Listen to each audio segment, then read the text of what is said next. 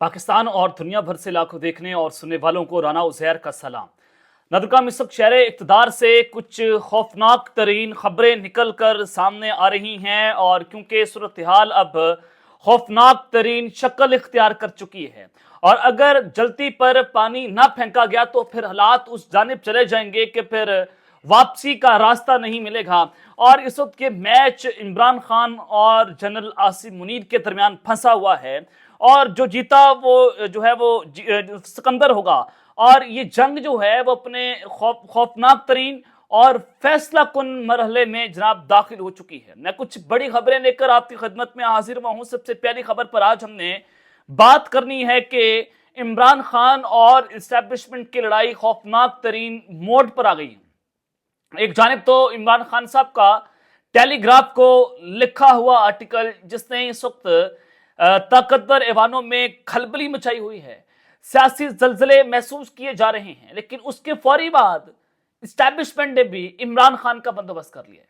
यानी कि आप यूं कहें कि इस्टेब्लिशमेंट, आप सबको पता है कि एक ही शख्स होता है, एक ही इदारा होता है, वही इस मुल्क के फैसले करता है। तो वहां से जनाब इस वक्त बड़े खतरनाक तरीन साइंस आ रहे हैं और वहां से कुछ crystal and clear, round and clear कहें तो ये मैसेज आज खान को पहुंच गया। तो कुछ अहम तरीन तफसीलात है जो मैंने आपके सामने रखनी है। और फिर आर्मी चीफ साहब के जो करीबी साथी हैं, वो कौन से साथी हैं उनका मैंने जिक्र आपको करना है और अहम तरीन खबर देनी है कि करीबी साथी और फिर एक नून लीगी रहनुमा जो कि वजारत में है, वो आपस में गुत्थम गुत्था हुए, उनकी लड़ाई हो गई और शहर इक़्तिदार में फिर तबले जंग बचता है। वो लड़ाई किसकी हुई है, लड़ाई किस वजह किया, फिर उसमें कौन किस तरह से गालम गलोच हुई है, ये तमाम तर तफसीलात मैंने आपके सामने रखनी है। और फिर अहमद मीर जो हैं उनको कत्ल करने का इंकशाफ हुआ, अरशद शरीफ के बाद अहमद मीर। ये वजह क्या है कि अचानक से अहमद मीर साहब जो है रडार पर आ गए हैं।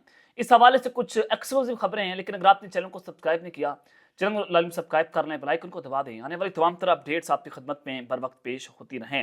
नादरकाम, एक चीज़ तो मैं आपको एक बहुत बड़ी जो है वो खबर देने जा रहा हूँ कि ईरानी तेल की स्मगलिंग के ऊपर जो है वो एक पूरी कमेटी बनाई गई थी कि उस पर तहकीकात होनी चाहिए कि वहाँ से तेल कैसे जो है वो स्मगल होता है, कौन करता है, इसके पीछे जो है वो अनासिर कौन से छुपे हुए हैं। तो इसमें दायरा एस्टैब्लिशमेंट के बड़े ताकतवर लोग शामिल होते हैं और वहाँ पर कोई आम शख्स का असर और शौक नहीं हो सकता और वही शख्स की रसाई वहाँ पर होगी जो जो एस्टैब्लिशमेंट के बिल्कुल करीब होगा। तो शेख वकास अकरम जो जंग से MNA बने, आज़ाद हैसियत से इलेक्शन लड़ते हैं और बहुत बड़ा वोट बैंक है और वो इस वक्त इमरान खान के खिलाफ डट कर खड़े हुए हैं। 9 मई से लेकर आज तक वो शख्स सीसा पर दीवार बना रहा। उसके बच्चे साल 2 साल हो गए तकरीबन स्कूल नहीं जा पा रहे।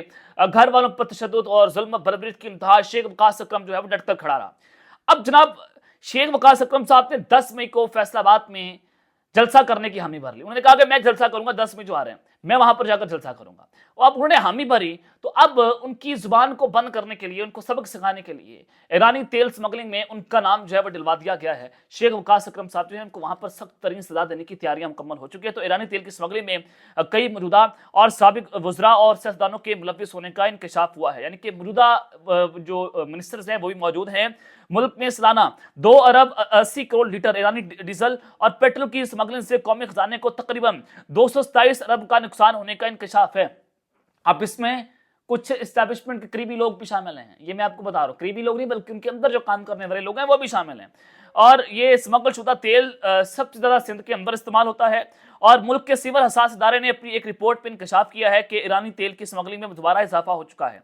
मुल्क में हर रोज़ 90 लाख लीटर चागी और पंचकोर और केच के 5 ज़मीनी और ग्वादर के एक समुद्री रास्ते से स्मगल करके तेल लाया जा रहा है। और रिपोर्ट में मजीद ये लिखा गया है कि स्मगल शुदा ईरानी तेल 45% सिंध और 25% पंजाब और खैबर पख्तूनख्वा में मुंतकिल किया जाता है, जबकि 30% इस्लामाबाद में बलूचिस्तान में इस्तेमाल होता है।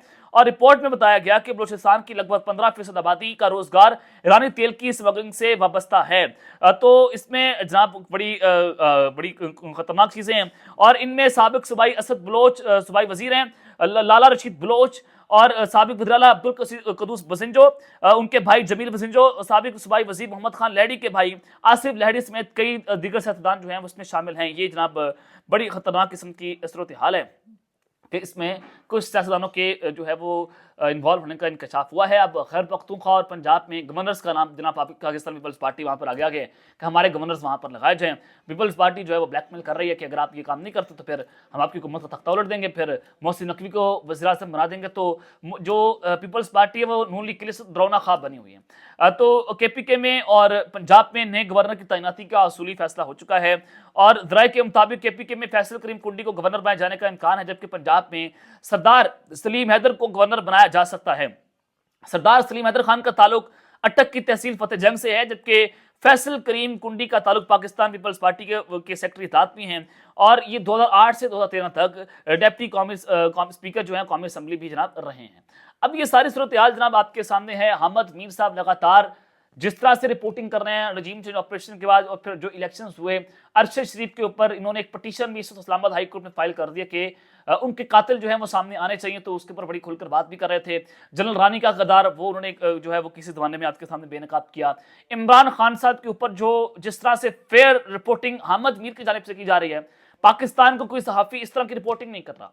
अहमद मीर साहब बार बार कह रहे हैं कि इमरान खान डील नहीं करेगा, वो सरेंडर नहीं करेगा और वो कहते हैं कि आप इमरान खान को फतह नहीं कर सकते। आपने मियां नवाज शरीफ और आसिफ अदारी को फतह कर लिया, लेकिन आप इमरान खान को फतह नहीं कर सकते। एक तो ये मामला है कि वो लगातार जो पाकिस्तान में फ्रीडम ऑफ स्पीच को पटाखे डाले जा रहे हैं, जो लगातार लोगों को अगवा किया जा रहा है, मेरे जैसे सहाफियों को अगवा किया जा रहा है। इमरान रियाज के साथ जो सलूक हुआ, अरशद शरीफ के साथ जो सलूक हुआ, अहमद मीर साहब उसके ऊपर लगातार आवाज उठा रहे हैं। तो अब जनाब ये जियो न्यूज ने खबर रिपोर्ट कर दी है, अहमद मीर साहब खुद उसकी तस्दीक भी कर रहे हैं और उन्होंने इस्लामाबाद पुलिस में इसकी जो है वो शिकायत भी दर्ज कर दी है कि आज़ादी सहाफ़त के लिए आवाज़ उठाने जाने पर अहमद मीर को जान से मारने की धमकियां मिली हैं। और जनाब अहमद मीर साहब ने जो कमेटी टू प्रोटेक्ट जर्नलिस्ट हैं CCPJ, उनको बताया कि उन्हें सोशल मीडिया पर कत्ल करने की मुतअद्दिद धमकियां मिली हैं और उनकी ज़िंदगी को खतरा लाहक है। अब कत्ल करने की धमकियां देने वाले कौन हैं? ये जो नामालूम है ये सबको मालूम है, आप सबको पता कि कौन लोग हैं।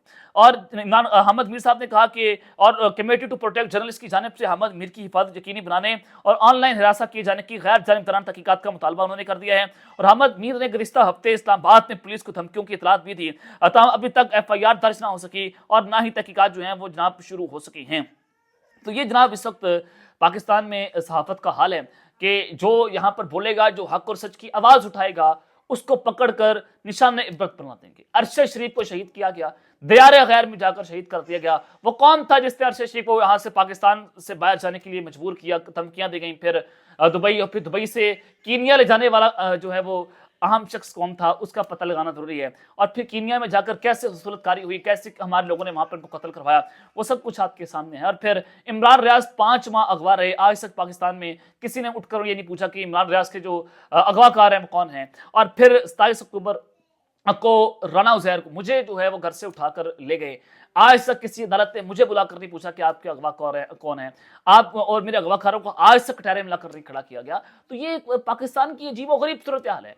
ये आप इसको ऐसे समझें कि अगर आप बात करेंगे, बात करेंगे, निगोशिएट करेंगे, हम पाकिस्तानी, आप भी पाकिस्तानी हैं, हम कोई रॉ के एजेंट नहीं है, हम दुश्मन के आलाकार नहीं है, हम पाकिस्तानी, हमारा खून पाकिस्तानी। तो आप अगर बैठकर बात करेंगे तो ये पाकिस्तान की बेहतरी होगी, लेकिन बैठकर बात करने की बजाय आप यहाँ पर कत्ल करने की धमकियां दे रहे हैं, आप सहाफियों घरों से उठाते हैं, मार पीट तशद्दुद करते हैं और फिर आप जो है अपनी ताकत का इजहार करते हैं। तो ऐसे पाकिस्तान और रियासत जो है वो नहीं चला करती। तो खैर जनाब, इस वक्त जो आर्मी चीफ के जो करीबी साथी हैं और नून लीगी जो है आपस में गुत्था हो गए हैं। ये नून लीगी अहम तरीन रहनुमा है, कौन से रहनुमा, लड़ाई कैसे होती है, और इस्लामाबाद में जनाब इस वक्त तबले जंग जो है वो बच चुका है। तो ये जनाब कौन सी अहम शख्सियत है, ये मैं आपके सामने जनाब खबर रख देता हूँ। मुझे जनाब ज़राए ने बताया और इस खबर की तस्दीक भी हो चुकी है कि इस्लामाबाद के मुकामी होटल में अनवारुल हक काकड़ जो साबिक निगरान वज़ीर-ए-आज़म भी रह चुके हैं, वो सेनेटर भी हैं, और आप सबको पता है कि अनवारुल हक काकड़ साहब का जो एस्टैब्लिशमेंट से मामला हैं बहुत ही ज़्यादा बेहतर हैं। ये जनाब आर्मी चीफ साहब के फ्रंट फुट के बैट्समैन थे और इन्होंने जिस तरह से उन्होंने कहा उस तरह से इन्होंने काम किया है, SIFC बनती है, बहुत सारी चीज़ें। अनवारुल हक काकड़ साहब जो हैं बड़े नफीस किस्म के, उनके करीब जो है इंसान थे। तो अनवारुल हक काकड़ और हनीफ अब्बासी में तलक कलामी हुई है और ज़राए के मुताबिक अनवारुल हक काकड़ ने हनीफ अब्बासी को धमकियां देते हुए कहा कि अगर मैंने फॉर्म 47 की बात की तो आप और नून लीग वाले मुंह छिपाते फिरेंगे।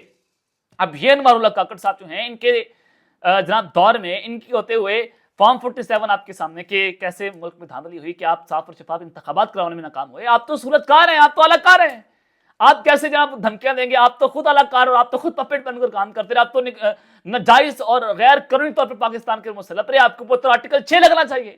آپ کون ہوتے ہیں بڑکے مارنے والے؟ ہمیں پتہ ہے نون لیگ جو ہے وہ کیسے آئی ہے، پوری پاکستانی قوم جانتے ہیں کہ فارم 47 کے اوپر یہ نون لیگ کی حکومت ہم پر مسلط ہوئی ہے، نہ صرف نون لیگ بلکہ پیپلز پارٹی کی حکومت ہم پر مسلط ہوئی ہے۔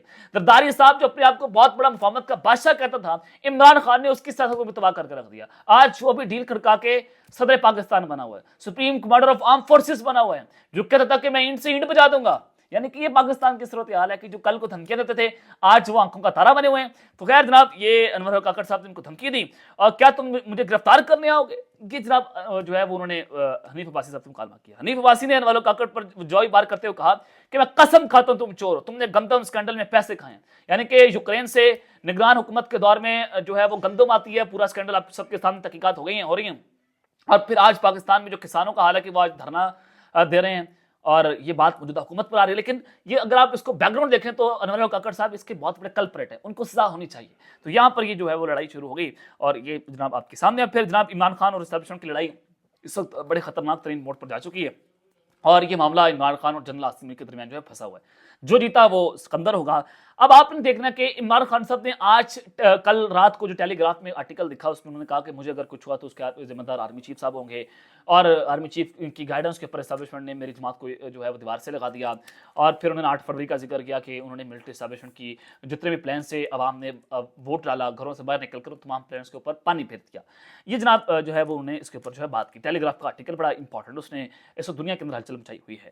اب اگر آپ یہ دیکھیں کہ آرمی چیف صاحب کی مبینہ طور پر صحافیوں سے ایک ملاقات رپورٹ ہوئی، جس میں انہوں نے کہا کہ جب تک میں آرمی چیف ہوں، جب تک میں طاقت پہ ہوں، عمران خان باہر نہیں آئے گا۔ عمران خان کو سبق سکھانا مقصود ہے، کیونکہ اب لڑائی بڑی خطرناک ہے۔ اور پھر کل جو آرمی چیف صاحب نے تقریر کی، نہ صرف ان کی جو تقریر کا جو کنٹینٹ تھا وہ زیادہ امپورٹنٹ نہیں تھا، کیونکہ وہ پیغام تو ایک دو سوشل میڈیا پر تھا، ظاہر ہے پاکستان تحریک انصاف اور سوشل میڈیا کا چوری دامن کا ساتھ ہے، ایک پیغام تو ان کے لیے تھا، دوسرا پیغام ججز کے لیے تھا، لیکن جو باڈی لینگویج تھی وہ زیادہ امپورٹنٹ تھی، جو ان کی زبان تھی، جو بولنے کا سٹائل تھا وہ زیادہ امپورٹنٹ تھا، بڑی سخت قسم کی زبان تھی اور بڑے غصے کے اندر جناب مجھے نظر آ رہے تھے، تو وہ زیادہ امپورٹنٹ تھا کہ اب لڑائی جو ہے مزید خطرناک مرحلے میں داخل ہو چکی ہے۔ ان کی اس تقریر کے بعد تلخیاں بڑھ چکی ہیں، عمران خان کا یہ آرٹیکل اور پھر آرمی چیف کی جو کل کی تقریر، آپ ڈور سے ڈور کنیکٹ کریں، آپ کو اندازہ ہو جائے گا کہ اب حالات پوائنٹ آف نو ریٹرن کی جانے پڑ گئے۔ جب تک آرمی چیف صاحب رہیں گے تب تک کوئی اس وقت مجھے جو ہے وہ مذاکرات ہوتے ہوئے دکھائی نہیں دے رہے، برف پگھلتی ہوئی دکھائی نہیں دے رہی، عمران خان صاحب ان کے ساتھ بیٹھنے کو تیار نہیں ہے۔ اللہ پاکستان کے لیے بہتر فرمائے، اور پاکستان کی بہتری کے لیے ضروری ہے کہ تمام سٹیک ہولڈرز مل بیٹھ کر بیٹھیں اور پاکستان کی بہتری کے لیے بات کریں، لیکن یہاں پر اناؤ کی جنگ بن گئی ہے، اور اناؤ کی جنگ کی خاطر پاکستان کو جو ہے وہ پھینٹا جا رہا ہے۔ اب تک کے لیے اتنا ہی، اپنا خیال رکھیے گا، اور اس جنگ کا اپنے لازمی خیال رکھنا۔ پاکستان زندہ باد۔